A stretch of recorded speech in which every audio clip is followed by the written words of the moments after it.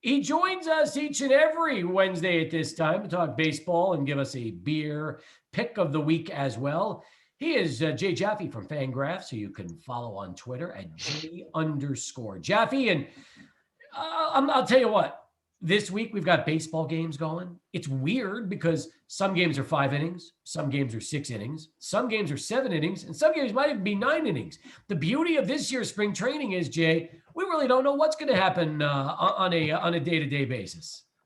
Yeah, there's that. There's some other stuff going on with regards to when managers deciding they want to end the inning after a certain number of pitches if a pitcher hasn't gotten enough outs. Um, Even substitutions back into the game. It's just a reminder that exhibition season. This is not this is about controlled situations. This isn't about competition. At least the first half of the of spring training, you're going to see something that's akin to two teams playing intra squad games where they can do set up a few more situations tailored to the fact that they just don't have enough pitching right now to go as deep as they normally would. And as many bench players, because normally, you Right. remove the starters after 3 innings and then you bring in the guys. So what's interesting now is that maybe the regulars will actually get more work in this spring than they normally would just because of lack of numbers right now. Yeah, although I think if you talk to the position players, they only need about 3 weeks to really get ready. The it's the pitchers who need the longer time to stretch out, and where the real injury concerns are. So I don't know that this is going to confer any real advantage on the position players when it comes to getting ready. They're going to be sick of spring training anyway in a few weeks. The situation with Garrett Richards with Boston on Monday was kind of wild, wasn't it? He gets one out in the first, loads the bases, 23 pitches, they yank him, and they end the inning. They end the inning after one out in the first inning in 23 pitches and decide, all right, first inning's over. He comes back out in the second and works a 1-2-3 inning with nobody on base. And I'm like, well, that's definitely a pretty novel idea. Now, instead of trying to work out of a jam, we'll just end it with pitch counts and let you come back and throw another inning. Yeah, right now it's all about building these guys' pitch counts up. It's getting the work in. It has much less to do with actual competition, and Yeah.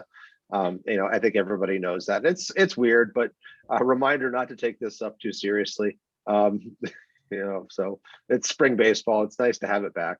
That's maybe there's a way to put it. It's nice to have it back. Now, here's what's really interesting. I mean, I don't know what it's like in Florida, but I was checking attendance for games in Arizona, and they're usually anywhere between about 1,700 to maybe 2,100 right now per game in the Cactus League, at least to start. Yeah, I haven't really been tracking it too closely. I know that teams are allowing some limited attendance, and we're seeing ballparks filled to maybe a quarter capacity or maybe less. I'm not sure exactly the percentages, and I know it's going to vary more widely with regards to the regular season than right now, because you've really only got two states that games are going on, as opposed to dozens at any given time. Have players been told no autographs, no interaction, pretty much just nothing to do with fans because they just want to protect them from any kind of risk as far as COVID goes?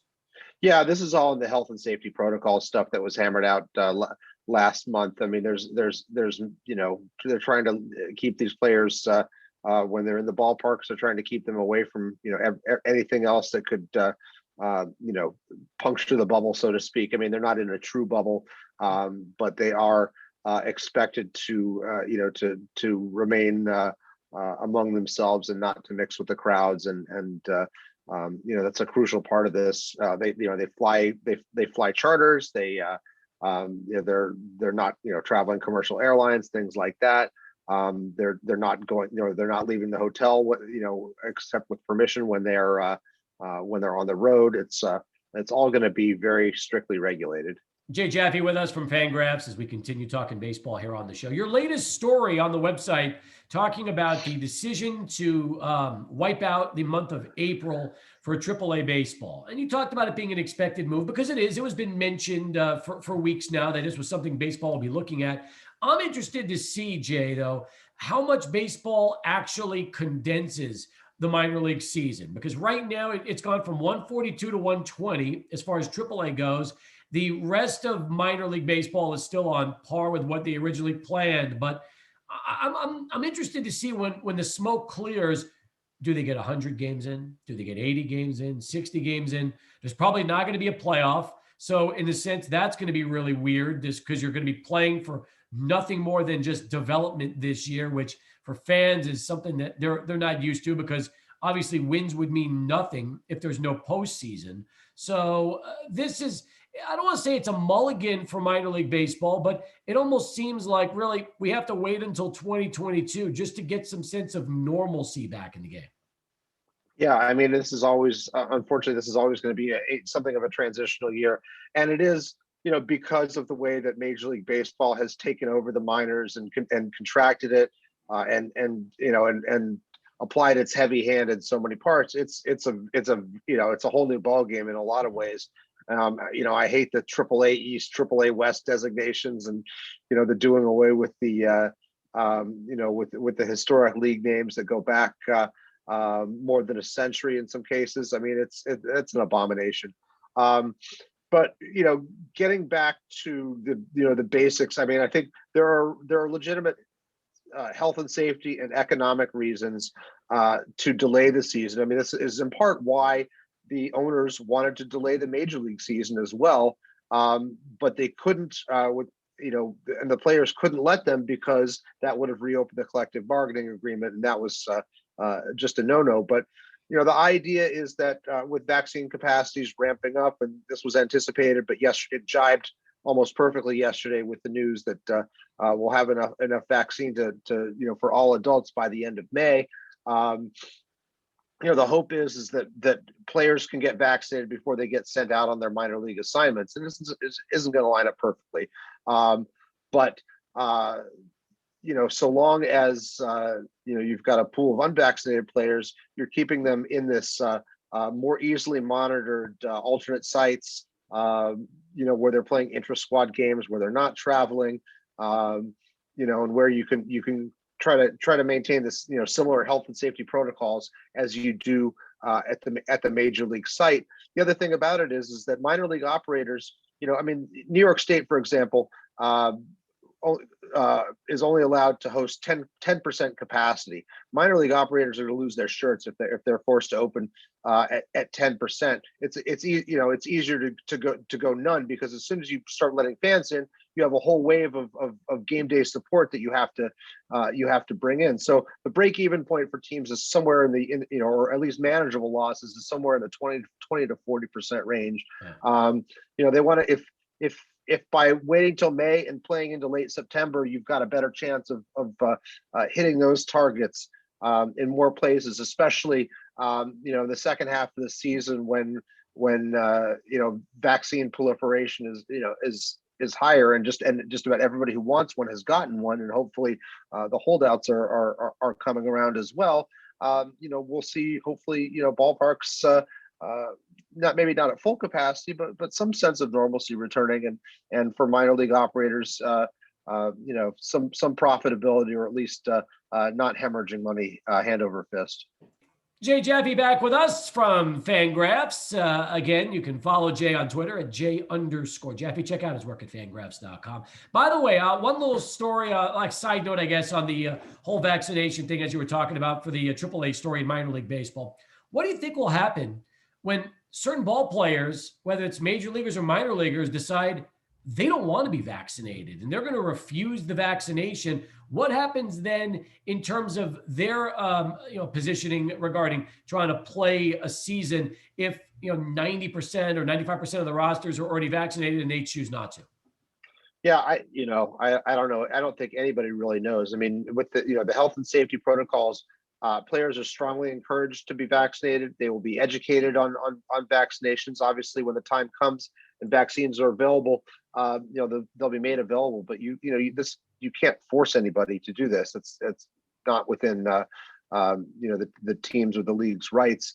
The hope is I mean, I think it's inevitable that all of these health and safety protocols, or most of these health and safety protocols, particularly the mask mandate, will be in place throughout the season, because of the fact that it's inevitable that we won't get 100% compliance with vaccines. And going forward, I don't know how you deal with this. I mean, I think the understanding is that we're not going to wipe out 100% of the of COVID. It's going to be endemic in the population. And people will have to get boosters and things like that. But you hope to, the herd immunity, you need about 80 to 85% with these variants now out there. So baseball is going to have to achieve some high level of vaccination in order for this to work in the longer term. But I haven't seen anybody really explain how all this is going to work when you've got so many holdouts. No doubt about it. Hey, already a spring training injury. Framber Valdez breaks his ring finger on his throwing hand after a comebacker from Francisco Lindor. And Valdez had a great season last year, was thought to be one of the leading, the top guys in the rotation, especially with Verlander on the mend. We don't know how long he's going to be out, but hey, this is also part of the reality of spring training, injuries and big ones that could affect teams like the Astros. Yeah, I hope this isn't a severe injury, but the Astros rotation is not the dominant unit that it was just a couple years ago when they went to the World Series. Verlander is not going to pitch this year because of his Tommy John surgery. Obviously, Garrett Cole is gone.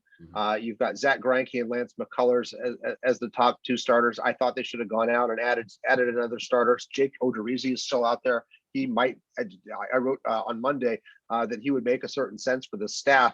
He's a guy who really could be a solid third or fourth starter there. The back of the rotation, they've got some live arms, but I think that the refinement just isn't there. Valdez took a nice step forward, but guys like Jose Urquidy and Christian Javier. Yeah. Christian Javier. Some of the others they're just not quite there yet, and you're asking a lot of those kids now to step up, and I don't know what you're going to get, except I think you're probably going to get a tighter race in the AL West if the Angels pitching holds out. Give me your thoughts on Joe Altobelli, who passed away at the age of 88, led the O's to the World Series title in '83. What can you tell me about Altobelli? Oh, I remember him initially as the Giants manager in the late '70s when I started following baseball. But that '83 Orioles team, was the one that had young Cal Ripken. It was in between Earl Weaver's two stints as manager. Weaver retired after the '82 season, so Altobelli had some massive shoes to fill. He had the luxury of having a young Cal Ripken at just about his best. That World Series was against the Wheeze Kid Phillies that had Pete Rose and Joe Morgan and Tony Perez, all in their 40s and kind of reliving their glory days from the Reds. And I know Altobelli was a good baseball man. I don't have a ton of specific memories about him other than it always seemed weird to me that the Orioles won with a manager besides Earl Weaver. But he was well regarded within the game. I think Eddie Murray probably in the peak of his career on that '83 team, about 4 or 5 years into the league. Yeah, and he had good pitching, if I remember correctly. Some yeah. They still had that good pitching, if I'm not mistaken. They still had Ray Miller as their pitching coach, the Orioles were just a machine for so long. I mean, it's amazing. They won in 1970. They won in 1983. They were in the hunt. They were perennial playoff contenders. Lost 4 World Series, in that span, 69, 71, 79. Okay, that's 3. Sorry. Altobelli, really had a lot of things in place for him when he came in. I know Palmer was leading the rotation in '83. He spent his entire career with the O's. Yes, yes, Okay. he was near the end there in '83. I want to say '84 was his final season. Mhm. '84, '85. Yeah, Yeah. I think so too. All right. Meanwhile, catching up on Fangraphs, some of the stories you've written, other than the AAA delay, you wrote about finding a fit for Jackie Bradley Jr., the remaining market for Jake Odorizzi, who you talked about earlier. You held a chat as well, and what to make of Carlos Correa, which is kind of an interesting storyline when you review Correa and kind of how he came up as a phenom and really what he's been doing since those days.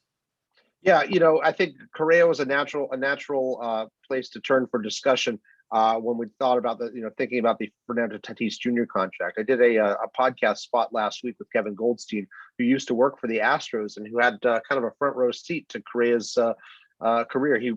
Kevin joined the organization just 3 months after they drafted Correa with the #1 pick, and we talked about the comparison between Tatis and Correa and what Correa's contract might look like. And, because Correa got such an early start in the major leagues coming up at 19 and he's still in pretty good shape as far as being on a Hall of Fame path, but I don't know that he's going to get quite the mega deal that some anticipated for him, just because of the way it's timed out, because of the way his injuries have kind of held him down a bit. I really hope that we see somebody who can stay on the field with more consistency here as he gets into his mid and late 20s. Jay, let's get to your beer pick of the week. And before we get it, I'm going to show you a good one here that we have in El Paso. This is from Carback Brewing Company out there in Houston. This is called Love Street. And it's a blonde, it's a Kolsch. Jay, it's good. Nice. It's a session beer, 4.9%, just 16 IBUs. And it's got a nice hop. It's that German hops as well, the floral profile, and just an easy, comfortable drinker. So there it is, Love Street, which we get here from Carbach. That's going to be my pick this week for our beer picks of the week. And you've got a good one for our listeners as well. Yeah, first of all, I really learned to like Kolsch's, especially in the last couple of years. Had some good ones here in the city, and I know I talked about at least one or two of them on the show. Today I have from Wild East Brewing, which is just a couple blocks away from Threes in Gowanus in Brooklyn here. I discovered them recently. This is their Fervor and Defiance Czech style dark lager. I love my dark beers. I love dark lagers as much as I love the porters and stouts, the lower ABV. This is 4.9%. It's a nice roasty beer. A little bit of chocolate up front, not too overpowering. Just a good, easy drinking beer. And the fact that I can now get a craft black lager delivered to me, along with all these, wonderful hazy IPAs, is really just kind of warms my heart. So these guys are going to be in the rotation in my, as I enjoy the beers of Brooklyn and this new business model of on-demand delivery throughout the city. So really, really excited about this. How do you compare that beer to, let's say, the Baba Black Lager from Uinta Brewing Company? Oh, I like that one a lot. We don't see that one as much around here right now. I think it feels to me like greater local distribution has crowded out a lot of the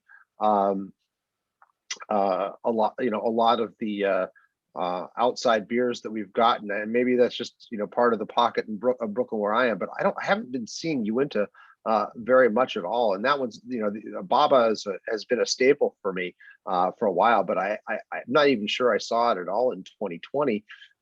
Just the way that things have changed, we saw a decided shift in the 3 or 4 stores that I hit with regularity, depending on which direction I'm going. I might have to go a little bit out of pocket to find that one if I want to get it again. I remember you've reviewed that on the show numerous times, and I know how much you love it, so I had to bring that one up. But hey, good job as always. Enjoy the conversation, and look forward to doing this again with you next week, Jay. All right, great, Steve. Thanks a lot.